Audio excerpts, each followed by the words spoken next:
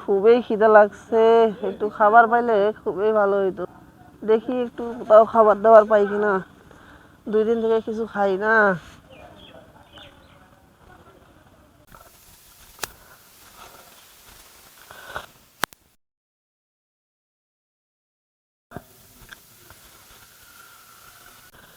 ওরা মনে হয় কিছু খাচ্ছে, দেখি একটু চাই যদি দেয়।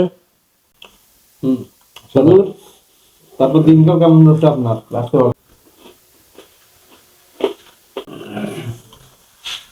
ভাই 2 দিন থেকে কিছু খাই না ভাই, একটু খাবার দিবেন, খুব খিদা লেগেছে।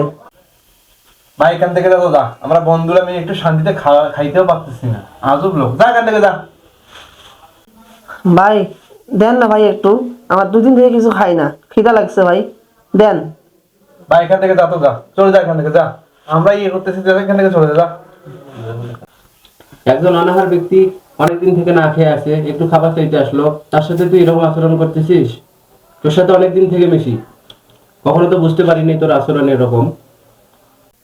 আরে তুই জানিস না, ওরা এরকম করেই থাকে, খাবার দেখলে ওরা মানুষের কাছে ছুটে আসে। তুই হয়তো জানিস না, কোরআন হাদিসে এতিম, অনাহার, অভাবগ্রস্ত সম্পর্কে আল্লাহ এবং আল্লাহর রাসূল কি বলেছেন। তুমি কি তাকে দেখেছো যে ধর্মকে অস্বীকার করে? সেই হলো সেই ব্যক্তি যে এতিমকে ধাক্কা দেয় এবং অভাবগ্রস্তকে খাবার দানে উৎসাহিত করে না। সূরা মাউন 1 থেকে 3 নম্বর আয়াত। রাসূলুল্লাহ সাল্লাল্লাহু আলাইহি ওয়াসাল্লাম বলেছেন, যে ব্যক্তি অভাবীদেরকে খাদ্য দান করে, আল্লাহ তাআলা তাদেরকে জান্নাতে প্রবেশ করাবেন। আর তুই অভাবীদেরকে কতটা হেয় প্রতিপন্ন করতেছিস। আমাদের আশেপাশে এরকম অনেক ক্ষুধার্ত মানুষ আছে যারা আমাদের কাছে একটু খাবারের আবদার করলে আমরা অবহেলা করে দূর দূর করে তাড়িয়ে দেই। এটা কিন্তু উচিত না। আসুন আমরা সবাই আল্লাহ তাআলার সন্তুষ্টির উদ্দেশ্যে অভাব দুঃখী মানুষের পাশে দাঁড়াই।